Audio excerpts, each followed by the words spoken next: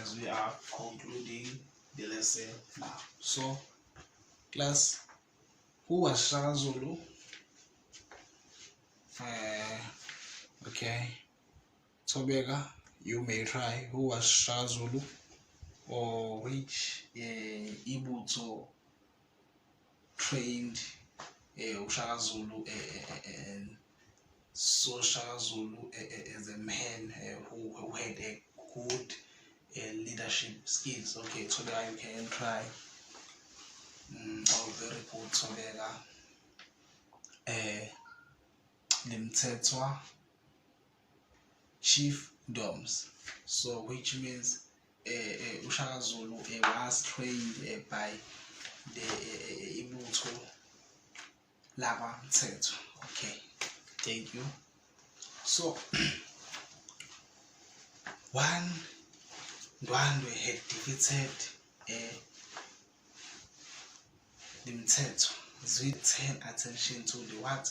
To the Zulu states, and the Zulu had become the part of the Mtetwa kingdom, but under the leadership of what? Of Shaka, as I was asking you about Shaka, the origin of Shaka, who saw Shaka as a leader, who saw Shaka that Shaka had a good leadership skill. Okay, so thank you.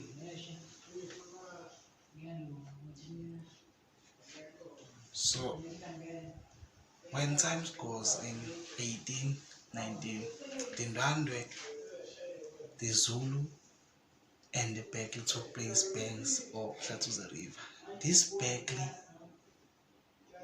the Ndwandwe were defeated, you see, and the Zulu occupied their land. So the Zulu were now dominating power in Pongol-Tshwela region, and the Ndwandwe fled northeastward after their defeats to set out a chain of terrorism which caused the breakup. So class, I think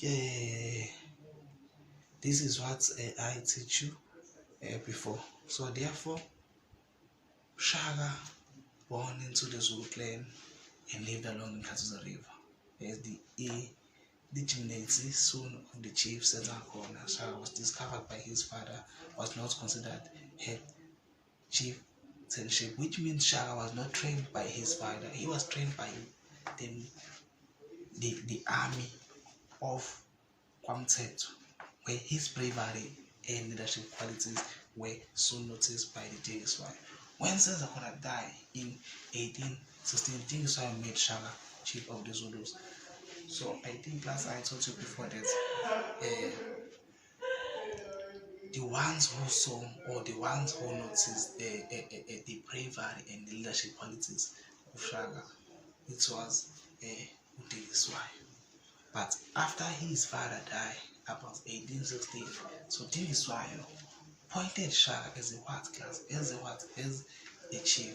So class, anyone can tell us why Dingiswayo appointed Shaka as a chief? Oh, anyone can try. Oh, very good, small. Yes, Shaka was appointed as chief because he had leadership qualities and he was bravery. Oh, good. So we are taught that Shaka was in a command of a large army who used tactics during war, which means Shaka just came with a new strategy. You see, Zulu soldiers use a short, heavily broad-bladed spear. The aim was to engage in close combat. All the lands go high shields protected the Zulu soldiers from the spears thrown at them. Shaka made his soldiers run barefoot over the torn ground to toughen their feet. So which means Zulu soldiers were very fit and they could run long distance. The Zulu army conquered the neighboring chiefdoms. This provided the Zulus with more carefully, which increased their wealth and power. You see, class, so Shaka was bravery and had what is the good leadership skill. So Shaka, he came with the new strategies to what? To he came with the new strategies which can be used in what? In wars. You see? So therefore, class, let's continue with our lesson, class. So we are taught that the Zulu kingdoms or the Zulu army were fit and they could run long distance. You see? Okay, class, let's continue. So Pai Shaka was effective ruler who used his diplomatic skill to encourage groups to join him voluntarily. This was often done by the marriage alliances. So the Izingodla or king establishment of the women were introduced, and women who had been presented to Shaka as attributes lived in Izingodla and were married to a wealthy or a powerful man. You see, this enabled the king to forge the alliance and to receive the lobola. A larger part of Zulu nation consisted in conquered people. So the King Shaka incorporated all these people into his kingdom. So all young men had to join the Amabuto and became the soldier in the Zulu army. Soldiers were loyal to the members of their regiment, and thus they became the part of the nation.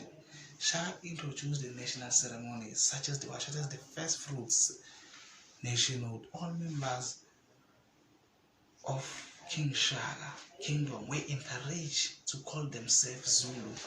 You see, I think class all understand the lesson clear, but I wish I can repeat this because I want all of us to understand clear our our lesson. You see, so class, here we are studying about South Africa. We are studying about the South Africa during the period of 1820 to 1835. You see, we are studying about who? About the Amabuto. One, the Ndwandwe, and the second one, the Mthetho. You see, we are taught that the Zulus had defeated the Ndwandwe's kingdom, but under the leadership of Shaka, you see, and the Zulu states had grown to a dominance era between of followers and scholars. Remember, class, we were taught that Shaka was trained by the Mthetho's kingdom, and the Israel noticed that Shaka was bravery and leadership qualities. You see, and when we go deep with our lesson, I told you that Shaka Zulu was appointed as a chief. You see, after his death died. You see, and Shaka Zulu built the Zulu kingdom strong because he introduced the new techniques that can be used in wars. You see. Okay, class, let's continue with our lesson. So I told you that when Dingiswayo Makona died in about 1816, Dingiswayo made Shaka chief of the Zulus. You see, and Shaka just introduced new strategy during war, and we are taught that Zulu soldiers use short handled broad-bladed spear to engage in close combat.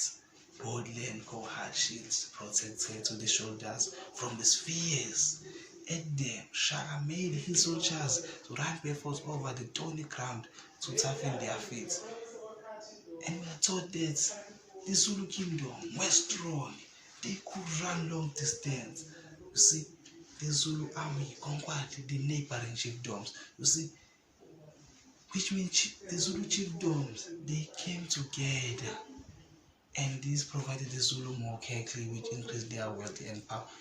When Zulu chiefdom combined together, they formed a powerful chiefdom.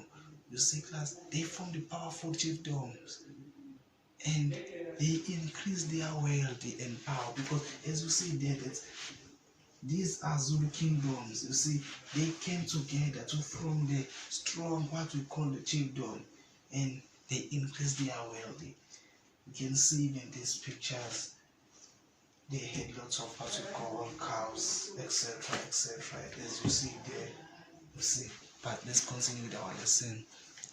Shaka was in command of a larger army who used new tactics during the war. You see, and Shaka started to introduce what you call new strategy when they are fighting with other chiefdoms. You see, yeah, etc., etc. So, Shaka was an effective ruler who used his diplomatic skill, encouraged groups to join him voluntarily, which means Shaka was brave. Shaka was the man which can be believed, you see, because he had diplomatic skill to encourage groups to join him voluntarily. This was often done by the marriage alliances, izingodla or kings established of the women were introduced. So women had been presented to Shaka as tributes lived in izingodla and were married to a wealthy, powerful man, you see. Okay, let's continue. This enabled the king to forge the alliance to receive Lobola. A larger part of Zulu nation consisted in conquered people.